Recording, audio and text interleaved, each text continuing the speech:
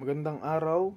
Tayo ngayon ay dadako sa ikalawang bahagi ng ating pag-aaral at ang pamagat nito ay ang layunin ng kautusan ng Diyos.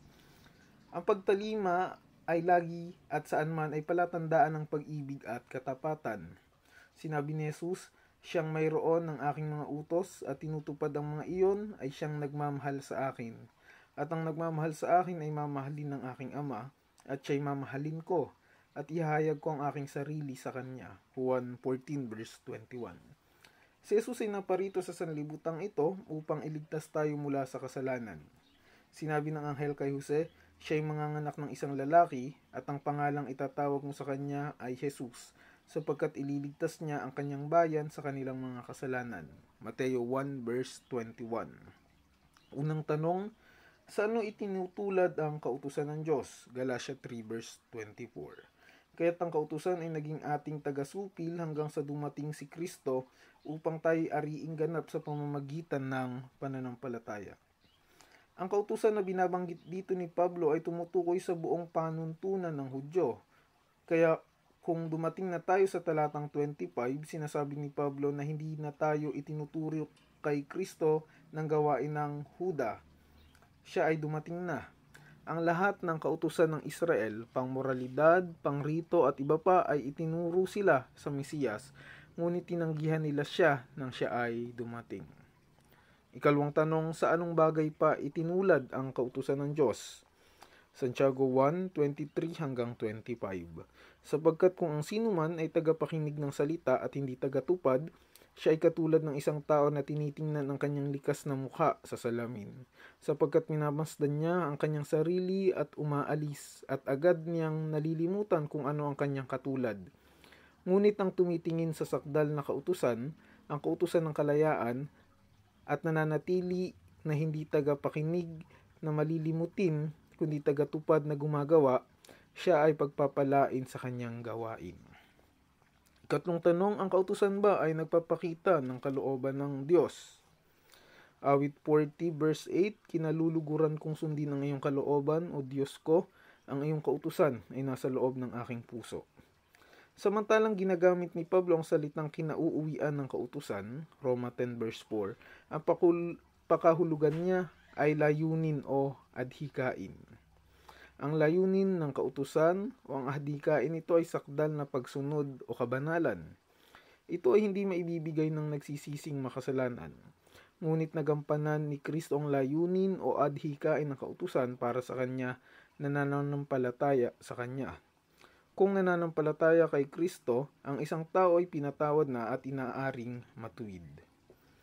Ikaapat na tanong, bakit kailangang tanggapin ang Espiritu ni Kristo sa puso? Roma 8 verse 4. Upang ang makatwirang itinakda ng kautusan ay matupad sa atin na hindi lumalakad ayon sa laman kundi ayon sa Espiritu. Ikalimang tanong, gaano sa tungkulin ng tao ang ipinahayag ng kautusan ng Diyos? Ecclesiastes 12 verse 13 patuloy hanggang verse 14. Ito ang wakas ng bagay, lahat ay narinig, matakot ka sa Diyos at sundin mo ang kanyang mga utos, sapagkat ito ang buong katungkulan ng tao. Sapagkat dadalhin ng Diyos ang lahat ng gawa sa paghukom, pati ang bawat lihim na bagay, maging ito'y mabuti o masama. Ika-6 na tanong, may kinalaman ba sa pagkahikayat ng tao ang kautusan ng Diyos? Awit 119 verse 7. Ang kautusan ng Panginoon ay sakdal na nagpapanauli ng kaluluwa. Ang patotoo ng Panginoon ay tiyak na nagpapatalino sa kulang sa kaalaman. Ang kautusan ay walang kapangyarihan na magpatawad sa pagsalangsang. Ang kautusan ay nagpapakilala ng kasalanan at itinuturo ang isang tao kay Kristo. Kung ang isang tao ay tumitingin sa kautusan, na ang isipan ay nakikilos ng humahatol na Espiritu ng Diyos, nakikita niya ang kanyang karumihan at sa gayon ay nasa isang kalagayan ng isipan upang makinig sa isang pabalita na nag-aalok ng paglilinis sa tulong ni Kristo. Ikapitong tanong, ano ang kaugnayan ng kautusan ng Diyos sa paghukom? Ito ang pamantayan na ang lahat ay hahatulan at dahil diyan sinasabi ni Santiago Kaya't magsalita kayo at kumilos na gaya ng mga taong hahatulan sa pamamagitan ng kautusan ng kalayaan. Santiago 2 verse 12.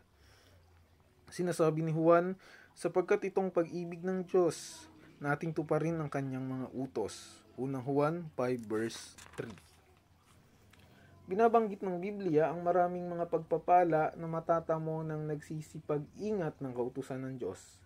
Sinasabi ni David, bukod dito'y binalaan ang iyong lingkod sa pamamagitan nila. Sa pagsunod sa mga yon ay may dakilang gantimpala. Awit 19 verse 11. Ang pagkatakot sa Panginoon ay pasimula ng karunungan. Ang lahat na nagsisigawa nito ay may mabuting kaunawaan. Ang kanyang kapurihan ay mananatili magpakailanman. Awit 111 verse 10. Ang kapasyahan ni David hinggil sa kautusan ng Diyos ay dapat na maging atin din.